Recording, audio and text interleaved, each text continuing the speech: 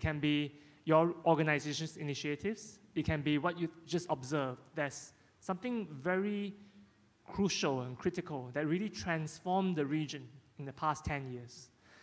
May I go to Sylvia first, and then we'll go to Atsuko. Thank you. Thank you, Jia-Rong. Thank you for having me today addressing this panel. Well, I think that the last 10 years has thrown also a challenge with the pandemic and the pressure that it was required to actually be able to support livelihoods and trade and a number of other economic activities during the pandemic. So a lot of digital transformation processes that were very slowly and painstakingly taking place were rushed through because of the pandemic. And things that have stick.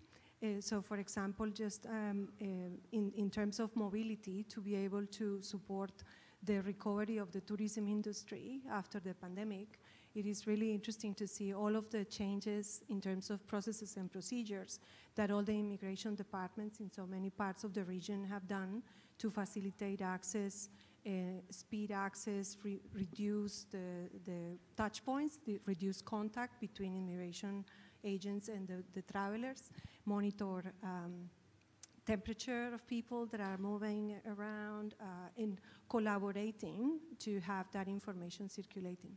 Someone in the plenary before mentioned how that meant that if you have to scan a QR code and you don't have the mobile. But for example, just here arriving, the long, big desk full of computers just to make sure that you had an opportunity to fill that form in, and the people that were next to those computers to help people that were illiterate or didn't understand the screen to be able to put that information in. And the screen was actually in 7 different languages because I tried different bits.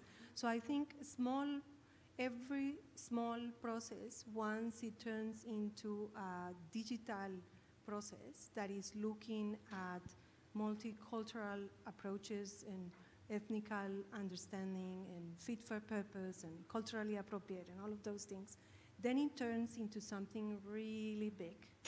And the other aspect of that is, what do we do with all of that information? So the fact that there are in a lot of those processes of digital transformation, for, in this case, a very concrete example, that they are disclosing privacy policies and collection statement of information, that is something that is very critical in all of that process. From our experience at the Epinic Foundation, we support, through our grants and awards program, a lot of processes that small organizations and sometimes large organizations are doing to provide either connectivity or support development of infrastructure or inclusion or knowledge development in their economies.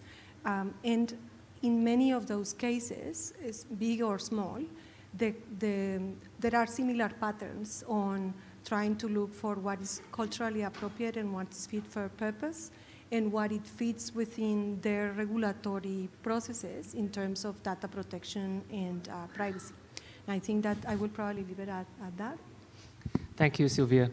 You shared one very good point, which is the pandemic fast-forwarded the digitalization initiative by many countries. And it kind of forced people to digitalize very quickly. Mm-hmm. But if we didn't go with the digitalization strategy to begin with, we didn't start the implementation, there's no way we could have fast-forwarded it as well. Yeah. But what do you think was a critical factor to that digitalization could take place in the first place? What would be a critical factor? Well, in my opinion, I believe it was pretty much to maintain the livelihoods. That was, in the way I see it, and at least from the documents that I have read and some of the analysis around, was the biggest push was to be able to have alternative ways to generate employment and maintain businesses operating in the conditions where the pandemic was having us, right? Either lockdowns or working from home or for people that were working in the hospitality industry, for example, being able to deliver food because the restaurants were closed. So things like that push the process, and in many small businesses that were resisting the digitalization process, inventory management, transactions, payment transactions, keeping their books, supply orders, things like that, aggregating orders to be able to reach a supplier in mass. All of those things were imagined. They were thought about, let's innovate on this and that for many years, but they were not put in practice. And as you said, they were pushed forward because of the pandemic. Yeah. Thank you, Sylvia. Okay, we'll come back to this question again, but let's go to Atsuko. Atsuko, thank you so much again for taking the time. Yes, so can you share with us, like I mentioned, in your view, in the past decade, what are some key digital transformation initiatives that really transformed our region? Thank you for this good question, and good afternoon to everyone. One thing which really strikes, thinking back about the past decade, really was the very rapid increase of internet users globally, but in Asia and the Pacific in particular. And the reason why I'm talking about the numbers is that, as you know, ITU collects a lot of ICT statistics, and we monitor where are the opportunities and challenges. And one of the numbers that I normally share is 2.6 billion people who are offline, which means that 2.6 billion people haven't used the internet for the past 3 months, and that's the way how we measure. But we don't normally talk about the 5.6 billion people who are connected, and I think that's something we should revisit and think through. And I also want to share some of the details on that 5.6 billion people who are now connected. If you recall, under COVID, there was a significant increase and very rapid one that we haven't seen in the past. So from 2019 to 2021, 800 million people were newly registered as internet users. And that was a staggering number that I think no one has seen. And unfortunately or expectedly, that rapid pace of increase decelerated after COVID, and we are very happy that lockdowns were removed and the lives came back to normal. But I think what perhaps we should remember was that people came to cyberspace and to start using rapidly and massively under the COVID, and that created, of course, opportunities and challenges, but I hope that it will continue to understand, for example, the challenges. I want to talk about the cybersecurity because of the CrowdStrike, but I will save that for the next question, but also the opportunities that created to an enormous number of people, including children, who had to study online under COVID lockdown, as well as e-commerce entrepreneurs and the people who are in the hospitality industry, as Sylvia mentioned, as well as the healthcare workers, hospitals, and so forth. So I believe that thinking back, if I can point out, I believe there was a significant achievement in terms of the infrastructure development and the number of internet users who joined the cyberspace, many of them for the first time. But again, there's a caveat. We also monitor the increase of internet users among different groups of countries, such as small island developing states, landlocked developing countries, and least developed countries. And we, I think, all agree that the pace of development could be faster, and we see a significant and growing disparities across the regions as well as the groups of countries. Back to you. Thank you so much, Atsuko. So some interesting points, which is the rapid increase in internet users. And like I said in my opening as well, ASEAN is seen as the fastest growing internet market in the world. So these tie in together. And I think Atsuko, you mentioned the initiative, which is on infrastructure development, has been really key because it allows everyone to be able to access the internet mainly via mobile phones, largely for our region. So that really has been a key transformation initiative within the region. I'd like to open the floor as well and ask, what's your view? What do you think has been a critical initiative, whether it is from your observation in the region or in your country, that you would call a game changer, that really became a game changer in digital transformation? Any thoughts, any insights? I know it's very different from one country to the next. Like, for example, in China, everyone is using the main app, you use WeChat, and you can do everything on it. But that alone is in some ways a game changer. But in other places, it's quite different. I'd like to hear from the audience, just some people to share. Can I ask the team to have some mics that we can pass around?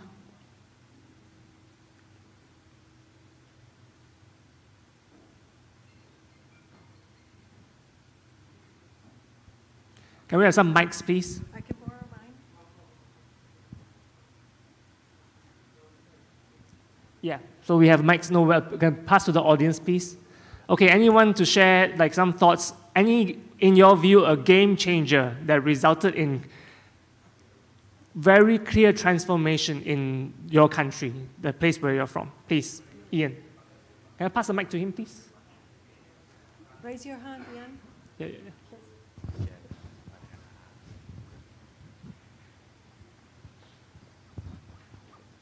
Thank you, and thank you for the presentation and the terrific conversation so far. Ian Sheldon, GAC Australia. Look, speaking frankly from the Australian perspective, I think a big thing for us was building out a single front door for a lot of our digital government services and trying to streamline them into a single system. It's a long process for us, and we're still going on that journey. But for Australia, we invested a lot of time in trying to make sure that the consumers and the public had a centralized spot for a lot of these systems where you can log in with one set of credentials and access a range of other broader digital government services. And that simplified a lot of things, and we're able to start building in data matching and more back-end connections. And so I think for us that was quite a big important step within Australia's digital transformation process. We certainly haven't got it right, and we still have a long way to go. But I think we're heading in the right direction, and I think any attempts to simplify some of these processes for the public, it can yield great wins for the whole country. So, thanks. Thank you. And I know a lot of the countries in the region are doing that. Like Singapore has done that very well. I'm from Singapore. I heard the Philippines is doing something similar as well. Yeah, maybe you can share something from the Philippines with the lady, Christina. Can you raise your hand and we can pass the mic to her, please?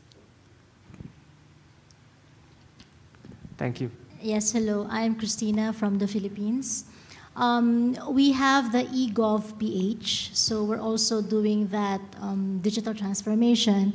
And with that application, all the services that our citizens need can be found there. For one thing, we have that digital, we have the ID, the national ID. Before, pre-pandemic, we had a problem on the physical cards. So since the physical cards, we were not able to procure it, or something like that. I don't know what the problem is. But they were not delivered. So we were registered, but we did not get the physical cards. So what my department, I'm from the Department of Information and Communications Technology. So the digital ID is now linked in the eGov app. So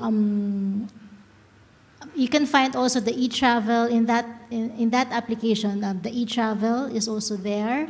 Most, if not all, most of the government services are there. The field health, the basic services can be found there.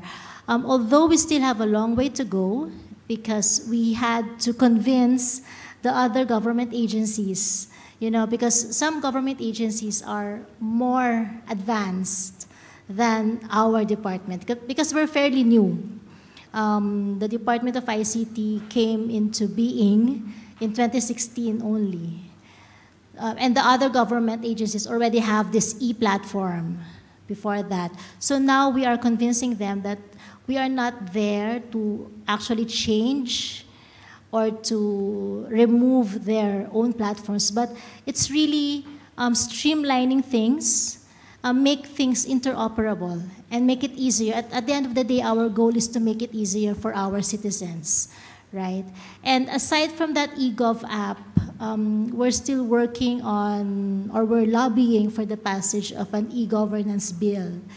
So that bill already passed the lower house, which is the House of Representatives, and we are now working with the Senate to have it passed there as well. And after that, it will go through BICAM, or it's still a long process, but we're working on it. Thank you. Well, let's have two more speakers, two more from the audience. My name is Carissa, and I'm from Indonesia. I think as a nation of 175 million internet users, I can think of two forms of digital transformation that has significantly boosted our economy. First is the digitalization of marketplace, like Shopee and Tokopedia. That was booming during COVID when everyone else was bored, don't know what to do, and you go and shop online. And second is the digitalization of transport through Gojek. Is a huge app that we have. That is our motorbike service. It's like Uber, but for motorbike. And these are multi-million-dollar industries. So I'm really excited to see what other digital transformation will come from Indonesia after this. Thank you. Great sharing. Please. Yes. Sai Somvang. I'm from Laos. I'm GAC of Laos. Digital transformation has been in the discussion among the Lao government for several years, but what actually happened was last year, we formed a national committee led by the Prime Minister, and in that committee, they have like ministers from all the ministries in that national committee. We call that the Lao National Committee for Digital Transformation, and we also have set up the what we call the Digital Economy Development Plan, let's say. And in that we focus on 8 strategies. Lao is still not developed countries. And the big part is focusing on the human resource or digital literacies in the, among the government staffs and also from the kids since the young age. The Ministry of Education has tried to embed the IT-related curriculum in the primary and secondary schools. With that, we also focus on the legal framework, the infrastructure, the digital platform, also product and service, cybersecurities, and also so on and so forth.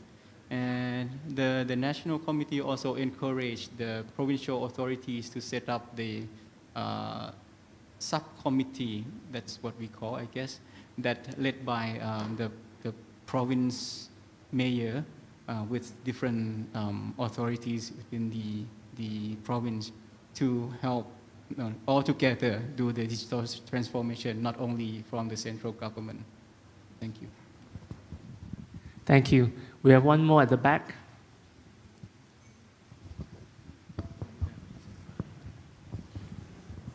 Hello, my name is Vijay Shankar. I'm from India. And if you're asking about advancements that led to digital transformation in my country, I would say one of them was definitely the addition of online, services that help us pay money through QR codes and the like GPay, for example.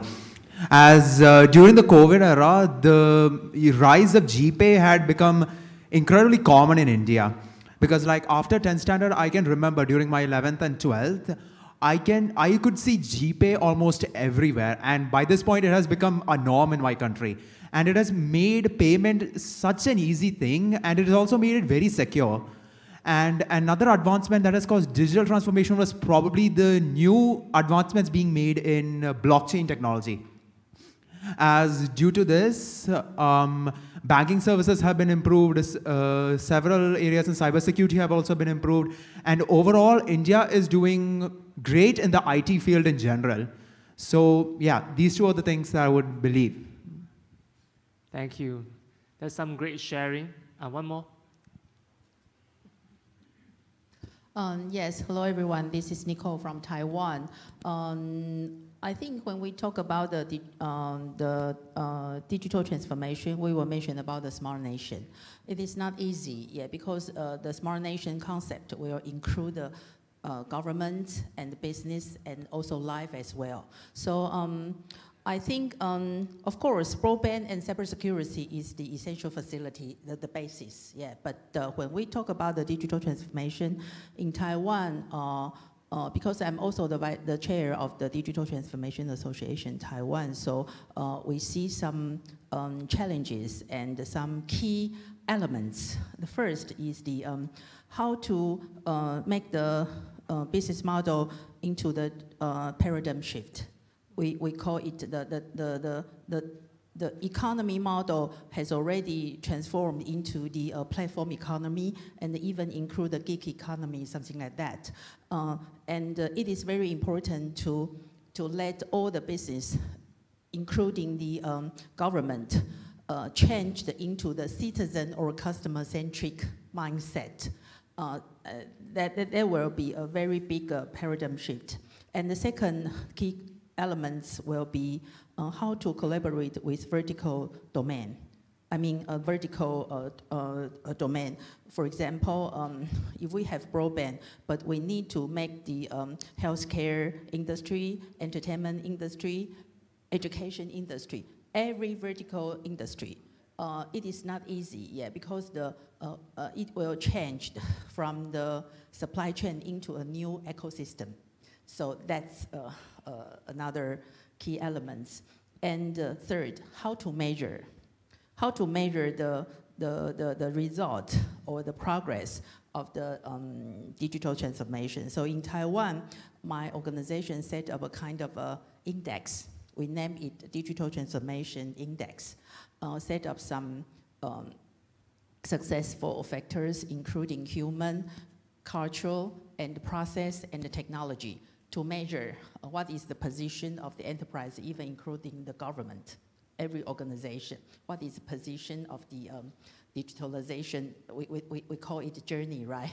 What process, what progress you have made, and what is the location right now?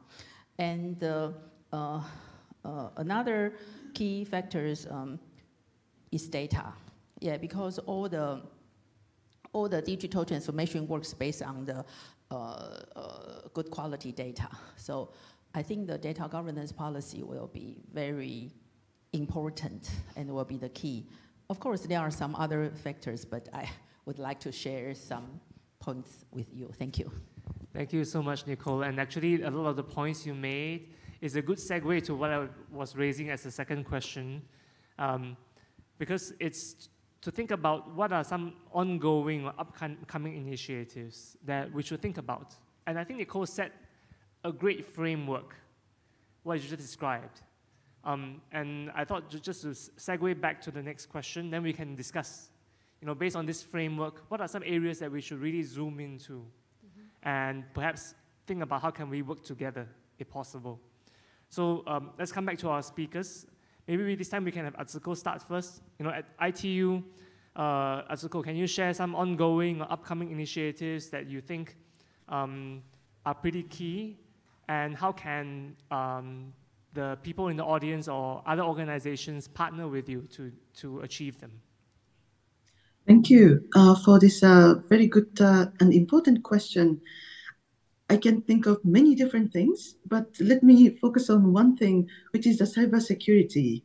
I started talking about the internet users and people who joined the cyberspace for the first time. And I think the ongoing CrowdStrike crisis really emphasized that point and why it is important to make sure that everyone is prepared for something like that. I know that some of the participants in the audience mentioned about the digital government services, which are efficient and perhaps along the way and using the approach of DPI. And I believe these are all very important points. As you know, ITU has an initiative called COPSTAC in a similar way. What I want to highlight in all of this discussion is that we often talk about digital inclusion, and that's true. We do support, for example, older persons, people with disabilities, girls and young women who joined the cyberspace for the first time. But I think the support will become really critical and essential when something like the cyber attacks or the CrowdStrike incident happens, because I am almost sure that they will be unable to tackle and deal with the issue themselves. So that means that, of course, we will continue supporting them afterwards, but I believe it is super important that we take into consideration their needs and their challenges in advance, and to really emphasize the importance of preparing them for these incidents so that the damage will be minimized. Unfortunately, what I can see is that despite the growing importance of cybersecurity and online safety, the government resources and political will are not always corresponding to the needs and the importance. And I hope that jointly we can collaborate and partner to raise the awareness on the importance and to prepare especially the marginalized groups in society so that they can really benefit from the technology. And I'm happy to provide more initiatives and information on these specific groups, but happy to hand it over to Jia-Rong. Thank you. Thank you, Atsuko. So a couple of takeaways from Atsuko's sharing. One is on cybersecurity, and really linked to that. In fact, the other one that she mentioned as well on digital inclusion, which is supporting people with disabilities, also tied to cybersecurity. Both of them, there is a need for us to continue to work on raising awareness and on education. And on this point, I think it's pretty important if we want to go to the next level of transformation and inclusion. Because earlier this morning, we were talking about that as well. People need to know how the internet works, where are some of the problems. And also when it comes to cybersecurity, a number of issues are also linked to things like cyber hygiene, just from the user's perspective. But I think the other point that is tied to CrowdStrike, that is a much different issue because it's one actor, one organization can have such a big impact on everybody else. But that's something that we have to think about as well. So I'm going to leave it at that first. Then let's go to Sylvia. Yeah, please. Thanks, Jia-Rong. Well, I was taking some notes about points that were raised by the audience. And I guess it all comes to probably two things that were raised in the title of the session. And it's about building things collaboratively and building bridges among the different people that have different kinds of knowledge to address different issues.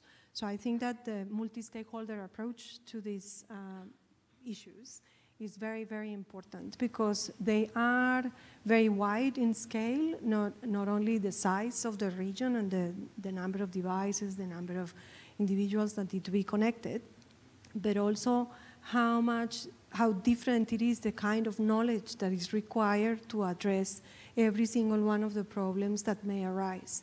So I think what's more important is not only to invest in capacity building, which is something that we at APNIC do constantly, but also investing in networking, just to make sure that we learn what we need to learn, but also that we figure out to who do we ask the things that we don't know. And I think that's where these forums are very important to facilitate knowledge sharing and collaboration. So on accessibility, interoperability, privacy and security, there are a number of organizations, both regionally and globally, that work on these issues, that constantly produce guidelines, toolkits, assessment mechanisms that can support organizations to measure if their efforts in a particular area are, doing what they are supposed to do, especially, for example, on accessibility. Not following W3C guidelines, not being in compliance with the standards that are required for that, cause problems later on. It is more expensive, it might take longer to do it, but if you don't, then the cost is higher because it's the cost of opportunity that you're taking from other people. Similarly, on interoperability, it is very hard to put vendors to talk to each other and do things in a way that they will, their platforms will speak to each other. That talks to integration efforts between different tools and contracts that are based on those tools, and how the people that are signing those contracts are not necessarily aware of what pieces of software are part of that integration mechanism. So it's the granularity of the problem can make the problem, for example, CrowdStrike, as global as it's been, because the tiny issue was so granular that it passed through many of the high-level analyses that people may have be able to do. But in the end, is that granularity that allows one package of information in the internet to get to the other end. And I will probably close with bringing back some of the wise words of advice that Jeff mentioned in the panel before about robust solutions. When we talk about innovation and we talk about tackling projects and problems at scale, we tend to cut corners. And that will come back to bite us. And we are seeing it over and over again. Cyber hygiene, cyber attacks, backdoors that are there, software that is not updated. I don't remember, was it the Twitter login system that kicked them out because it was an open source piece of software? Number of examples that happened when we don't pay attention to the granularity. So I think that part about paying attention to detail is important, so we don't lose sight of the bigger picture. Details are part of the bigger picture.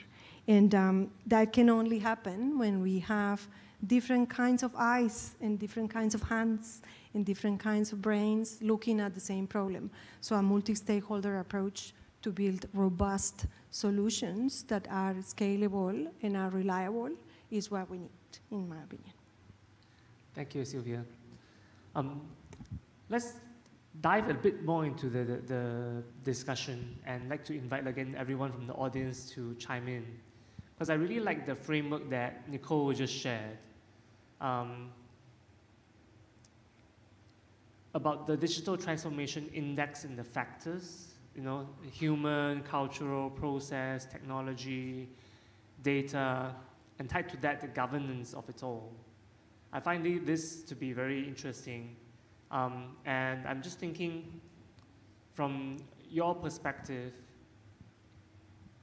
perhaps you can share from your country what would be a key factor out of these few that I've just listed. What would be something that's a key gap in either our region or maybe in your country? And what I would like to do is I'll list down some of these learnings, and I'll package that as something that we all learn from this session. Then we can share that more widely. So that will be my takeaway out of this session. And from there, perhaps what we could also use it for is, from these learnings, perhaps we can explore in the longer term, what can we do together? So I'm just wondering from the audience, whether some of these factors, like I mentioned, human, cultural, the human or cultural aspect could be language as well. That's really key, or technology, or even governance. What is a key factor in our region or your country that you think is a key gap, and that also would be an opportunity? So wondering, any thoughts I'd like to hear from the floor? Because we've made leaps and bounds, right? Like I've heard from some of the audience sharing about digital marketplace, digital transport, the ability to pay online, which is quite key. I remember when I first entered this space, we weren't talking about digital payments the same way. We were talking about digital payments from a mobile money perspective. So you use SMS and then you're able to pay, and then the telcos have a tie-up with the bank accounts. But it's completely different now how we looking at it, right? Basically, the payment platforms are different. They're not really banks per se, but they allow you to make payment in such a way that it's all integrated. They're completely changed. So I'm wondering from the audience, if you can share from your perspective, going forward, to go to the next level for us in terms of transformation, what do you think would be really key? Please.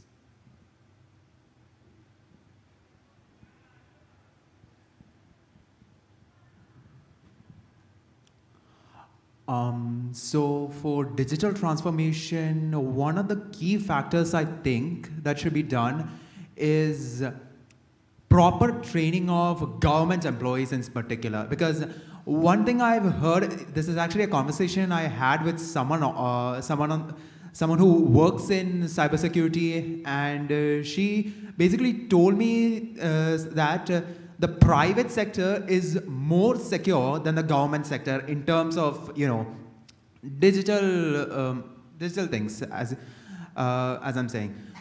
And the thing is, since the government spends so much on other economic development, they are unable to concentrate on their own employees, as most of these employees are just basically script kiddies, you could say. That's the best term to describe them. And these private sectors are able to use the digital equipment much better and use it more efficiently when compared to the government. And the Indian government in particular has promoted several startups, but most of them were in the private sector. And they have thus neglected their own employees in training them and advancing them to the next level. And because of this, sometimes the private sector can take advantage of the common people. So what I believe should happen is the government should also start training their employees in digital, cyber, IT-related things and take them to the next level. Because if that is not the case, then the trust in the government will be quite easily lost by the publics. That's the thing that I think is a huge gap in our country. Thank you. We have a few government reps here. Do you agree? Do you agree that government officials tend not to be as savvy in security, cybersecurity? Some nods. All nodding. Really? I'm surprised. Because I used to come from the Singapore government, and I do think that at least for the Singapore government, we were doing quite well. But I'm surprised, which is good. I'm learning something new, and it's something that we should really dive into, invest into. Any other thoughts? What other gaps? Please, over here. Connectivity. Okay, so I'm from Indonesia, but I lived in the Netherlands. And I feel like one thing that the regions in Asia could learn, or like Indonesia specifically, is basically something, like implement something like what the Netherlands does. Like they have like an application called DigiD. And basically, once you become a resident, you have that app to basically kind of log into like everything, like the insurance, your personal data, like identity to the government, like maybe visa or like extending your residence permit, or maybe to your studies. Like, if you have that, it's very secure because you need to kind of have it in your phone and authenticate, like basically double authentication. But because of that, it also makes things much more simpler. Because then once you log into something, you just open your DigiD, and then it gives you the numbers you need to put in, and then you log in, like that's it. And it's, I don't know, from my experience, I think it's something that every country should be doing, because you don't have to be super tech savvy to be able to do that as well. Like, it's a very simple process. You become a resident, you get that, and then you log into everything and you can do everything. And because of that, you also get advantages to like certain benefits from the government. Like maybe, for example, like house funds or like scholarships, stuff like that. So it's kind of a shame that in Indonesia there's way too many private like applications or like softwares or like projects for different kind of things. Like travel is a different application, and then healthcare is a different again, and it's just way too many. And I think that's also the cause of why so many people get confused and ended up not understanding anything, is because there's just too many things to learn and to keep up with. And that's it for me. Thank you.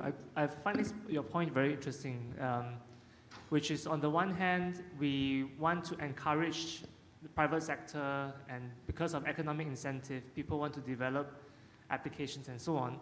But on the other side, we need a guiding hand that comes in, a kind of centralized hand that comes in that promotes the integration.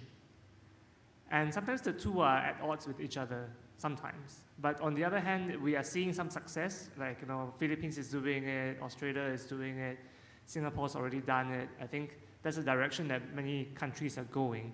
And I thought, Atsuko, maybe I put you on the spot. You know, from ITU, are you supporting some of the member states to push towards this direction? Thank you. This is a very important and interesting question. Can I, if you allow me, to come back to the earlier intervention on the capacity development among the government officials. And I'm just assuming that cybersecurity is just one example, and perhaps this is something that will be needed not only in one country, but perhaps more globally and more holistically when we take into account the emerging technologies such as AI and IoT, or any other newer technologies that will require our continued learning. And just wanted to share with you that ITU, together with the government of Indonesia, of course, supported the G20 discussion in 2022, and this was one of the main conclusions and deliverables, that when we think about integrating and uptaking the newer technologies and emerging technologies such as AI, the awareness and capacity of government officials is really critical, because they are the ones who create the policy framework, programs, regulations, and legislations that will guide the entire society and economy to move forward. And I was very happy to hear the similar comments and opinions from the audience. Sorry, Jia-Rong, if this was a little bit off to what you wanted to hear, but ITU has a very broad program of support. And we have a capacity development as well as digital services focusing on a digital economy. So we'll be happy to have more conversations. We'll be happy to give examples to that point. Thank you. Back to you. Thank you, Atsuko. But it's very helpful because you talked about some of the key areas that governments have to focus on, and awareness, capacity, tied to cybersecurity. These are all important initiatives that we have to continue to work on. And I remember a couple of days, actually just yesterday, we were having a conversation with the ICANN Government Advisory Committee members. And we have a rep from Interpol, Nathan, he's sitting behind. But he was sharing that, because the government officials and even law enforcement, the officials change the positions, the roles very quickly. So we have to keep working with them and continue to work on the awareness and education, because every 2 years they will be rotated to some other place. And our initiatives, especially when we were working with governments, we may not be able to see the results that quickly. So you have to work on the strategy, stick with it over a longer period of time, then you can see the results. So on the one hand, that kind of brings me back to the earlier opening plenary, when we talk about cheap, fast, and good. Yeah. So we'll be going on the cheap and the fast. Now we need to work on the good. The good is going to take longer. So on the one hand, over the next 10 years, I don't know how to look at it. On the one hand, we can see some very fast accelerated growth with some new technologies like AI, for example. But on the other hand, what's really important is building that foundation of the good, strengthening the security, strengthening some of the areas like accessibility. So those areas will take longer, but those would significantly improve the quality of our lives in the digital economy. Now we have 1 minute left. Wondering anybody else on the audience have anything else to share, or Sylvia, Atsuko, any closing thoughts? Atsuko, go ahead. Thank you. This is really a fascinating conversation, and thank you for raising these key points vis-a-vis digital transformation moving forward. And I hope that we will continue this conversation. I think multi-stakeholder approach, cross-sectoral approach, and looking forward are really key. And I also liked the fact that we were talking about data and informed decision makings with data and evidence. I hope that these will be implemented to really measure and steer the digital transformation, which is inclusive and sustainable. Thank you. Back to you. Well, my closing comment would be that just to try and keep on top of the size of the problem that we are trying to fix and the number of different views that will get us there, because there is diversity of perspectives and also diversity of knowledge that is required to address the problems that we have ahead.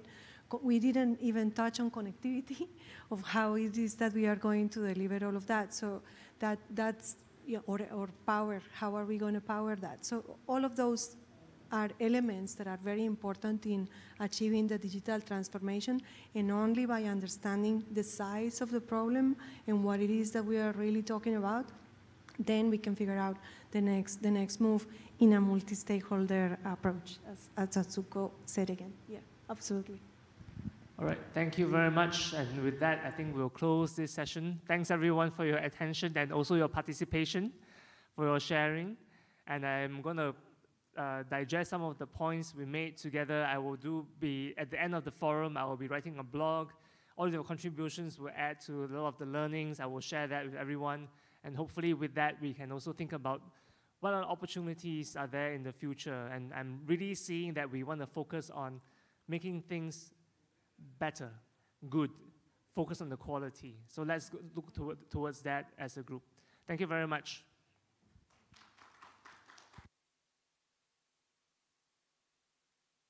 Thanks, Atsuko. See ya.